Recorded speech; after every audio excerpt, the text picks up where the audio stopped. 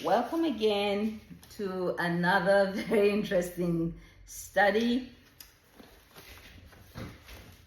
We're still in the book. Welcome again to another very interesting study of the Bible. This is BS, Bible Study with Deborah. Still in the book of Judges, chapter 19. Again, we're following the genealogy and what happened to the children of Moses. It's all hidden in these later parts of the book of Judges. Now you've got to read it to understand it, because we started with the story of Micah, who just seemed to appear out of nowhere.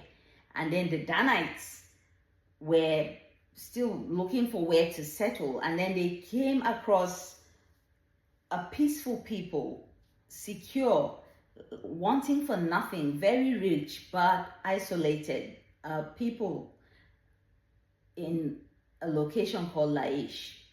Now we move on to the story of Micah, where first of all, he stole money from his mom. She cursed him, and then he confessed much later, and then she blessed him, and then he returned the money. She took some of it and said, oh, I'm going to give it to a silversmith to make a god, like an idol or whatever. So she made one overlaid with silver, and the Bible says that this Micah had a shrine, meaning he was already worshiping other gods, and he says that he has other household gods to whom or to which he added this big mega god that he had made. And then out of the blues, a young Levite were traveling from the hill country, from Bethlehem in Judah, was just roving around like an Obioma, looking for a job or where to ply his trade, even though the Bible says it like he was looking for a place to stay. And then he came across this Micah, and Micah said, oh, come and be my priest and be my father, and I'll pay you whatever shekels it is a year with food and accommodation and everything. And he was like, oh, great, prayers answered. So he accepted, and they were like living there together. But of course, the Danites came to spy that Laish, and then they came to that house where Micah was. They saw the ephod, and then they heard the voice of the Levite, and they asked him, and he said, well, the man's paying me like this, like this. So the people who came to spy for the Danites went and told the 600 fighting men, do you know, we saw a Levite in this house, and he has gods, and so on and so forth. And then there's this other, area over there. They are so isolated, we can take them easily. So, they took them. They told the Levites, come and be our priest and our Levite. It's better for you to, be the president of a country or the Levite for a whole clan, rather than being the local government chairman of some little place. So again, he went with the highest bidder and went with them. And then down the story, it turns out that this Levite was actually the grandson of Moses. Okay, all right, end of story there. And he continued, him and his sons, and after him, to be the priests for the tribe of Dan. Only the tribe of Dan had a non-Aaronic priesthood. All the other tribes, as instructed by God, were to have only people from the lineage of Aaron, even though they were all Levites, but only the lineage of Aaron. And here we see an aberration where it was the lineage of Moses. So mark that. So the next story says, a Levite and his concubine. In those days, Israel had no king. Again, so everybody did whatever they wanted. Now a Levite, I like how they just say a Levite randomly. Which Levite? I'm pretty sure, and I'll prove to you in a minute, that it was this same Levite who was the grandson of Moses. So he lived in a remote area in the hill country of Ephraim. Now, who lived in the hill country of Ephraim? Did we say something about a people who lived in a remote, isolated place, who were secure, peaceful, that the Danites took?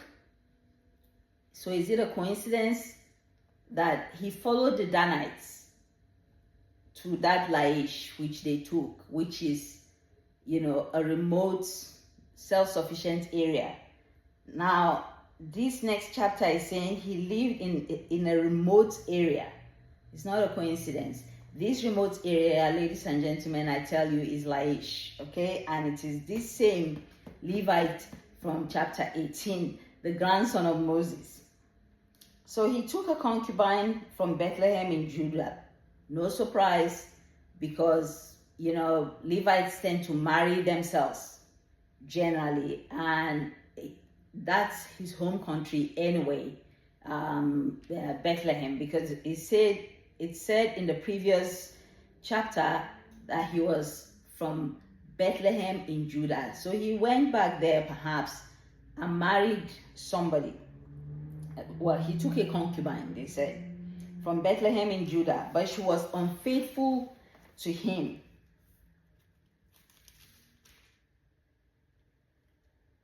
Very interesting that they said she was unfaithful. He's been unfaithful to just about everyone. Unfaithful to the God that he serves, unfaithful to Micah and his mom and his family. And he went over here and he's now, I wonder why the Bible is, stressing that she was unfaithful. She left him. Well, he left many people too. He left Judah in the first place. And then he went to Micah and then he left. That's not a sign of faithfulness. So she went back to her parents' home in Bethlehem, Judah, after she had been there 4 months, and she didn't come back, and he didn't even bother to come and check. Her husband went to persuade her to come. Now you have to read the whole thing. So when he arrived, he was welcomed by his in-laws. They were like, "Oh, we're happy to see you," blah, blah, blah, all these things.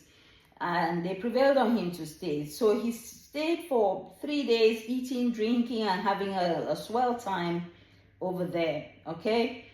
On the fourth, does that even sound like the life of a Levite? I mean, I know they drink because wine is part of what they use for some of their ceremonies, not all.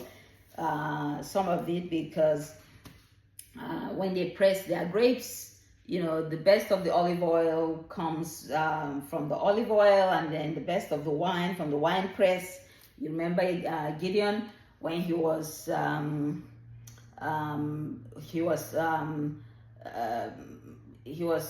thrashing wheat in the wine press because it was too dangerous for them to do it over there, and then the angel of the Lord appeared to him. So anyway, they drank wine, and don't forget, look, Jesus, his first miracle was turning water into wine, and the Bible says it was the best wine. So okay, there's nothing wrong with wine, okay? Drink, but don't go completely nuts about it.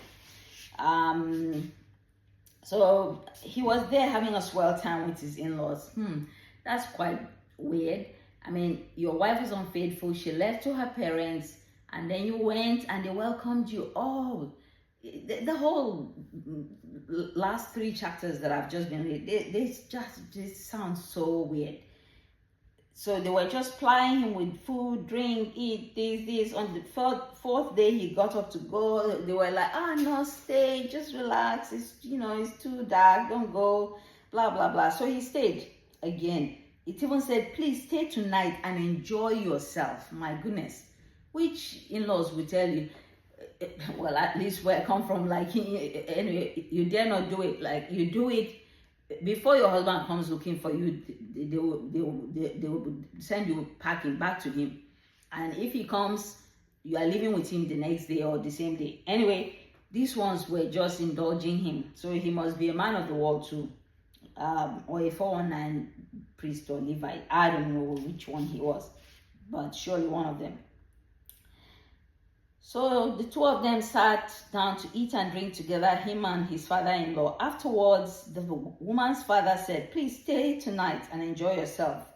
And when the man got up to go, again he persuaded him, so he stayed the night. On the morning of the 5th day, 5 days, guys, come on. When he arose to go, the woman's father said, refresh yourself, wait till afternoon.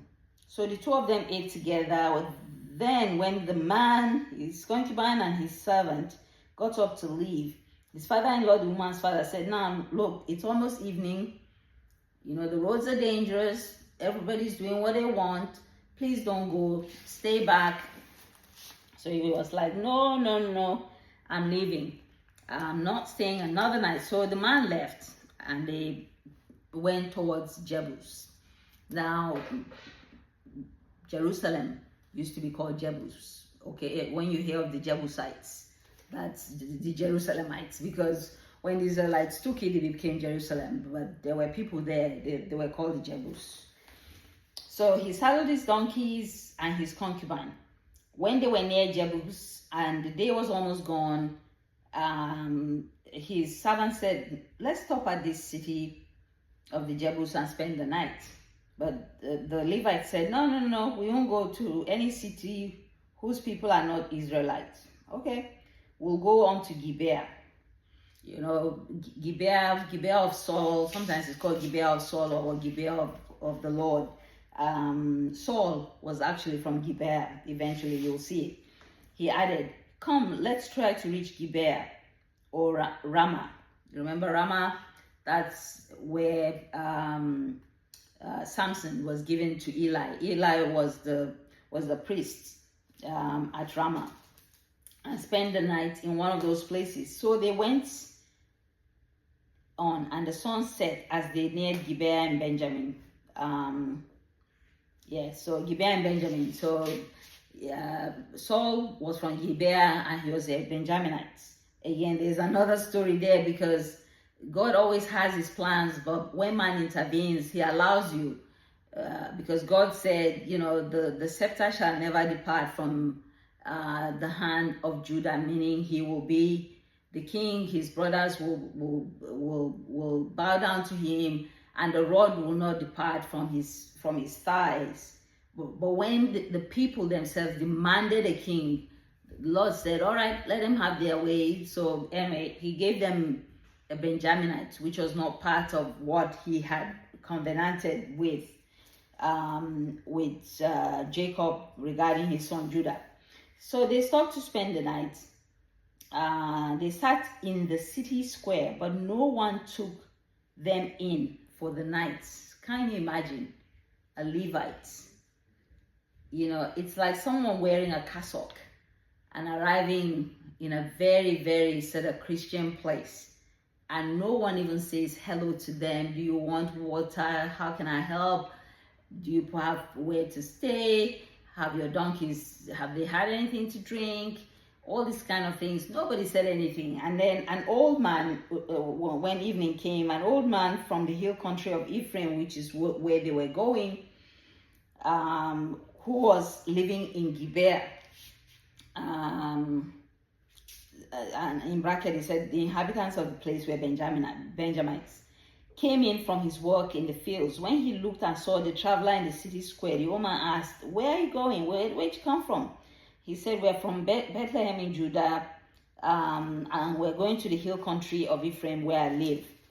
I have been to Bethlehem, and now I'm going to the house of the Lord. Which Lord is he talking about? I'm not sure. No one has asked us in for the night. So he said, look, we're not going to be any trouble for anybody. We have straw and fodder for our donkeys, bread and wine for ourselves, our servants, me, the woman, and the young man with us. We don't need anything.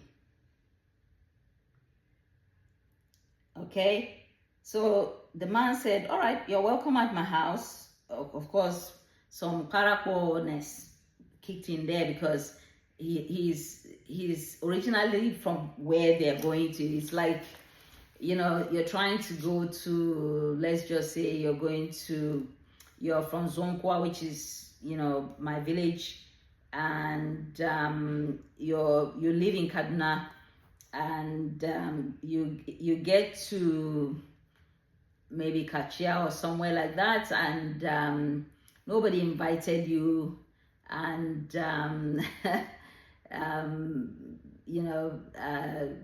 so somebody who lives in Kaduna, but is from Kaduna, but now lives in Kachia, meets you and says, where are you going? And you said, I'm going to Kaduna, but no one has invited us. We're just coming from Zonkwa or something to that effect.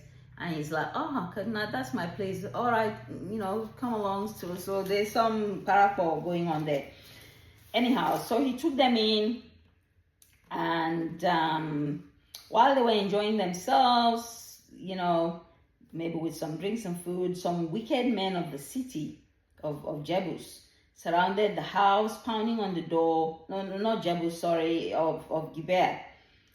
They shouted to the old man who owned the house, bring out the man who came to your house so we can have whatever with him. Ring a bell. Sodom and Gomorrah, the angels, Lot. The owner of the house went outside to them and said, no, my friends, don't be so vile. Mark that word, no, my friends. Because in the story of Sodom and Gomorrah, when Lot came out, he used the same words. He said, no, my friends. Now there's been a debate, not with anyone, just with myself, because all the tribes of Israel, they are from the same ancestry, okay?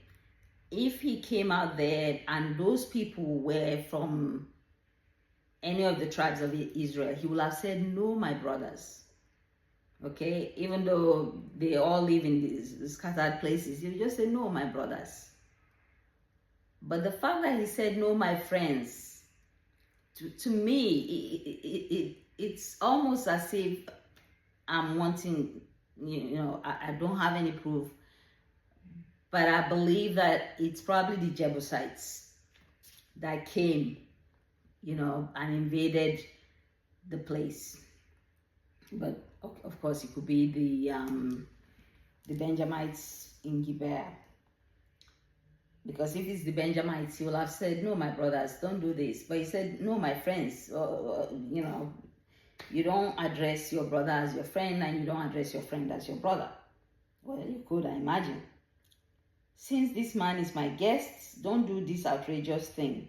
Look, here is my virgin daughter. And again, you won't just give your daughter and his concubine. I will bring them out to you now, and you can use them and do to them whatever you wish. But as for this man, don't do such an outrageous thing. But the men would not listen to him. So they took his concubine and sent her outside. So the man himself, this Levite, he's a real body. He took his own concubine and sent her outside to them, and they raped her and abused her throughout the night. And at dawn, they let her go.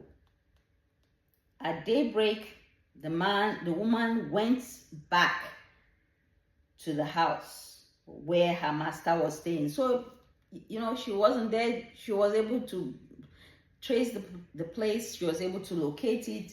She was able to locate it.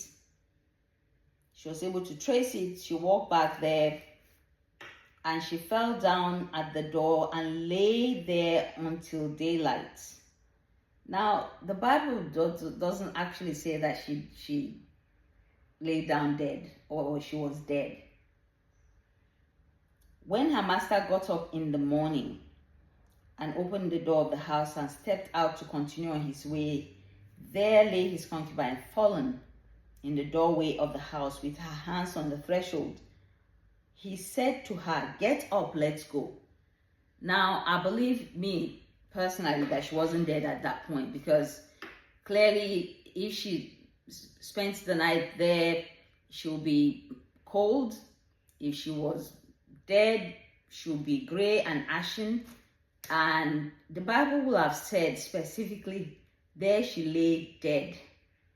The fact that he spoke to her, get up, meaning he saw some movement, something happened, she wasn't dead. This is my interpretation. She was not dead.